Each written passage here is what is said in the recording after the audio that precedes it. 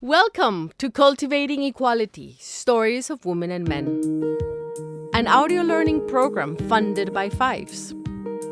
Cultivating Equality was developed to raise awareness and promote understanding of gender equality in the company's operation, including both staff and suppliers. Each chapter will be an opportunity to learn about gender equality and business. As we move along, you will discover the opportunities that arise when we cultivate equality. Prepare to learn and grow together in our audio learning program. In the first chapter of this audio learning program, we define sex as something you're born with, and that men and women have a different biology. We also define gender as those behaviors socially assigned to women and men in personal, family, and work life. In the next two chapters, we're going to explore a topic that is not often talked about, as we usually do, and usually causes embarrassment and even shame. I am referring to our sexuality. For this conversation, today we have Dr. Danelia Cardona Lozada with us, physician from the University Colegio Mayor de Nuestra Señora del Rosario in Colombia, and she trained as a psychiatrist with the Royal College of Psychiatrists in the UK. Also a specialist in bioethics from the University of La Sabana in Colombia. Dr. Cardona, welcome, and it is a pleasure to have you here. Thank you. It is a pleasure to be here with you as well, and thank you very much for the invitation. So, Dr. Cardona, what is sexuality? Sexuality is a part of the identity of the human being. It belongs to our affectivity, which means our ability to love and to give ourselves to others. So, if we look at an umbrella that defines sexuality, at the top of the umbrella is identity. Then we have affectivity, which could be, what holds the umbrella. And where you grab the umbrella, it's what we call sexuality. So, Dr. Cardona, what role does our genitals and our biological bodies play in sexuality? They are only a part of sexuality. If you look at the human being as an individual who has a biological dimension, a psychological dimension, the spiritual dimension, the biological is only a part of it. In that way, the genitalia are just an aspect of sexuality. They don't involve all of sexuality. When we talk about genitalia in sexuality, we talk about genitality, and that's when we're talking specifically to the sexual act between a man and a woman.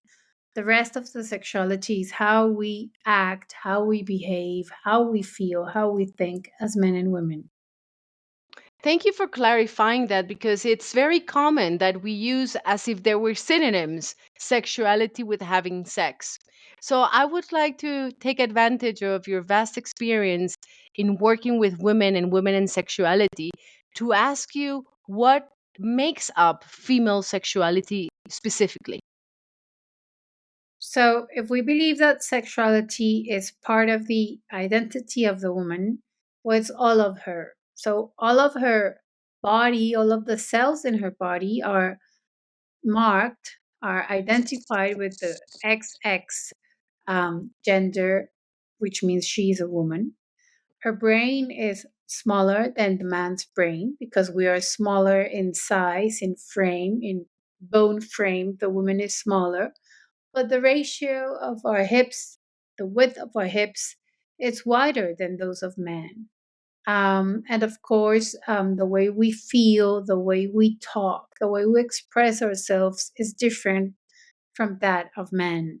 All of that is part of our sexuality, and that's what makes it specific to women.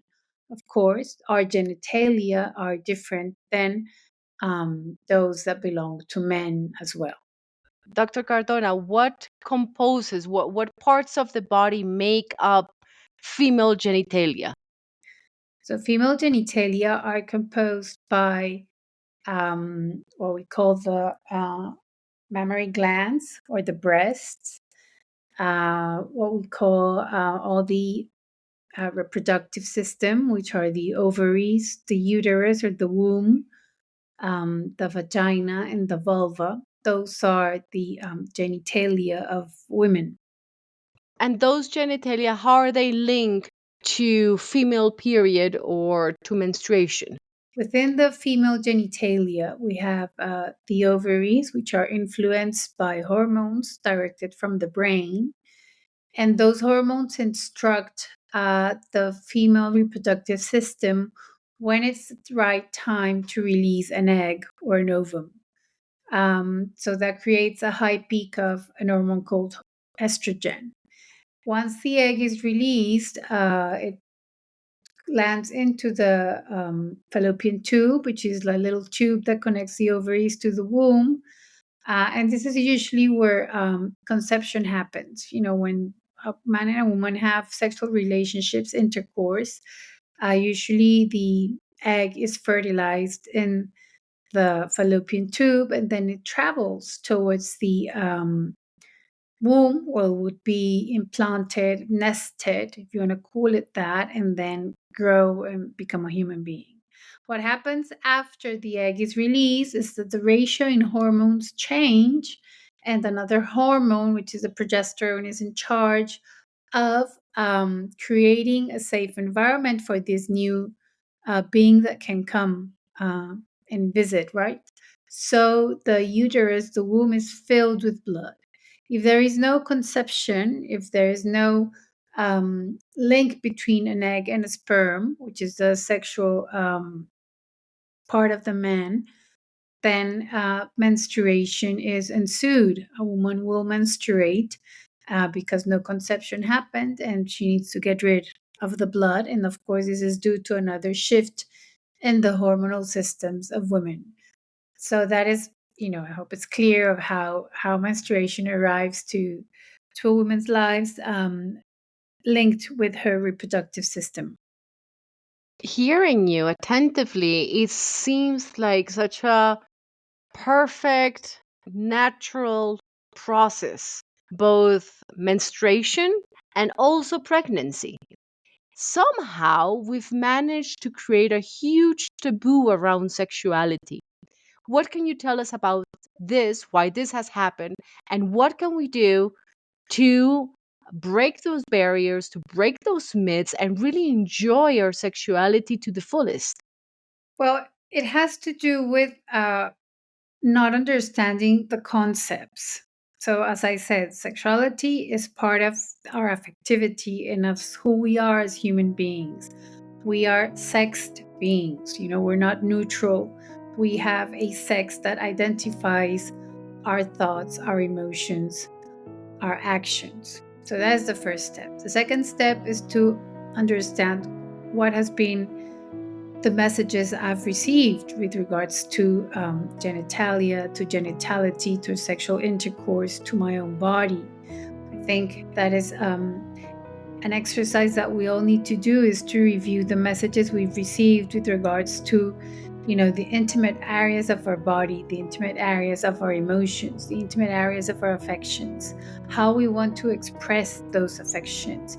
Because it's fair, it's also valid not to want to engage in sexual intercourse throughout your life, or as some religions talk about it, to do it only, at marriage.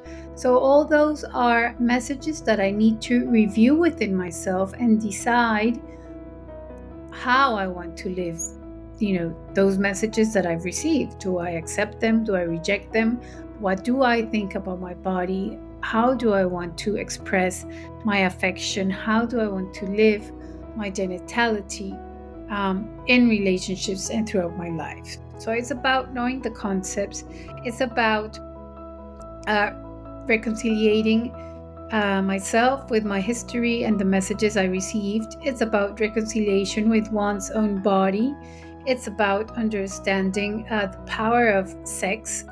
And I think if we can address all those four issues, taboo walls can be replaced by dialogue and communication and tending bridges between people and adults who want to live out their sexuality. I cannot think of any other thing more creative than intercourse and sex itself. It is so powerful and so creative. That's actually the way that you create a new human being. So, definitely, I think it doesn't matter where you stand in the belief system. What is truly acknowledged across all belief systems, religions, patterns of thoughts, and philosophies and practices that sex is immensely powerful and that it has the potential of creating incredible experiences for the human being, not only in terms of affection, but also of pleasure. How do you see the relationship between sexuality and affection? I know you've mentioned a couple of things, but if you could dive a bit deeper, we would appreciate it because we want to be very practical here. They are both linked to the identity of the human person. So the umbrella is identity. Then comes sexuality, because we are sex beings in everything we do, think, feel, behave. And then comes our affection, which is part of our inner world with regards to our emotions. And affection is the ability that I have to express, my emotions, to relate to others emotionally. It's all that emotional world and how I live it out in my life. Of course, love being one of the ways we express affection will be linked to sexuality in the sense that it is through my genitalia, which are part of which gives me part of my sex identity, that I will express, the ultimate way of expressing love, which is through sexual intercourse. The genital area of sexuality becomes one of the ways I express affection. But of course, as we know that sexuality is part of our identity, well, we will also use our sexuality to express affection. Are more warm, they're, more huggier, they use more gentle and loving words. Men could be more practical. Maybe they have other ways of showing affection, like changing tire, flat tire in your car, something like that. But that's what I think it's a good example to show, how sexuality is part, of identity, and how affection is part of sexuality and identity. We cannot separate the three because we are, a unity. Is sexuality the same across all human beings? I'm thinking, is female sexuality the same as male sexuality?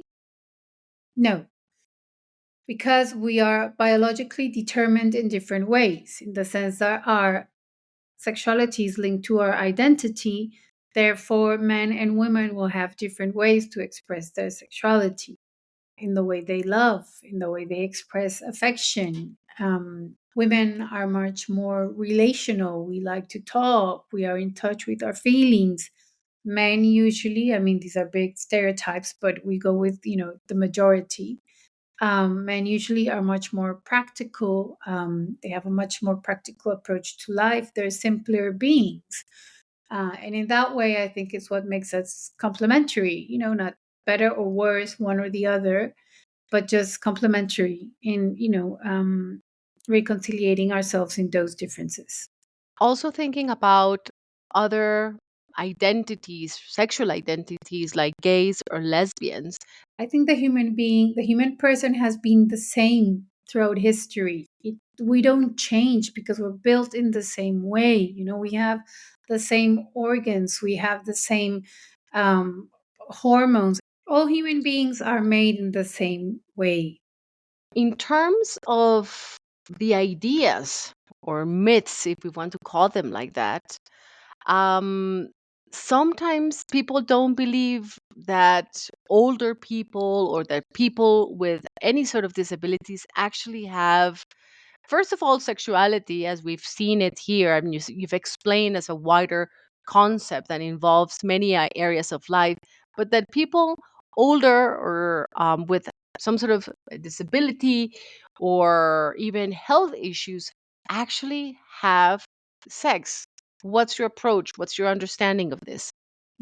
Regardless of a handicap, regardless of age, the desire to be together, because we are sexed beings, and being sexed means that we have an affectivity, a sexuality, and an identity as men and women, uh, there is a natural desire to live out these aspects of our identity and of our affectivity, which of course is in a sexual intercourse. So I think there is no restriction with regards to age or any type of handicap. Although it's important to state that some people with some genetic abnormalities have a hypersexual behavior, and this puts them at risk for people to take advantage of them and abuse them.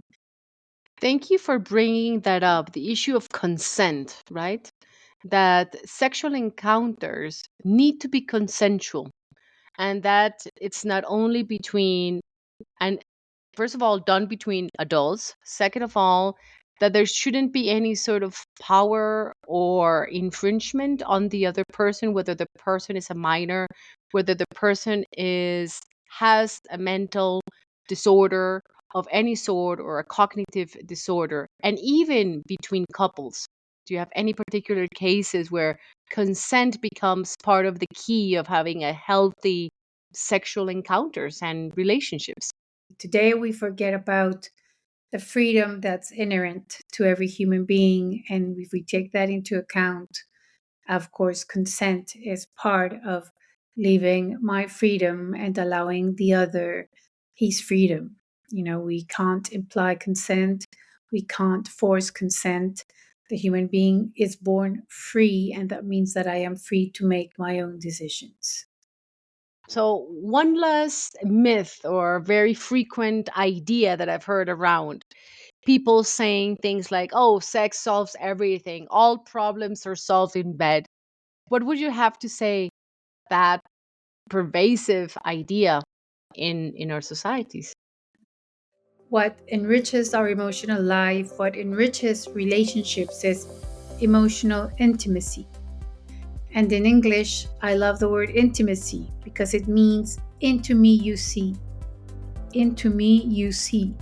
And that happens in both aspects of the couple. So the basis of any relationship is the emotional intimacy, which gives place for great sexual intimacy. If there is sexual intimacy but no emotional intimacy, one of the couples will find a person where they can have emotional intimacy, and vice versa. When you have emotional intimacy but perhaps you're not ready to have sexual intimacy, again, that could be something that could give space, although it's less frequent, that look for sexual intimacy outside relationships when the emotional intimacy is strong, because emotional intimacy is a great force for bonding between couples. I completely agree with you. Into me you see is part of what happens during sex, but into me you see could happen in other areas of life. And I think sexuality is about intimacy with yourself and then with another person. So I think it's rather beautiful, and I think it's a great way to end this conversation of how, when there is intercourse, it's basing letting another body, another human, into your own body, right? To wrap up this chapter, do you have any important key messages? Thank you, Carolina. I think the take home messages are the importance of knowing yourself, your emotional world, your affections, your thoughts, and what do you want to do with your emotional world? How do you want to express love to another person? And how do you want to live out the genital aspect, the sex aspect of your sexual identity or your sexuality? I think those are the three main take home points. Thank you. That loops in perfectly to our next chapter, where we're going to focus on how to prevent sexually transmitted infections and what this does to our body. What can you do to prevent them? And one of the ways to prevent them is having these intimacy with your partner or sexual partners. And of course, being respectful and honest is part of this winning combo for a healthy sexual life and general sexuality. So thank you very much, Dr. Cardona. It's been a pleasure having you here, and we're ready to wrap up.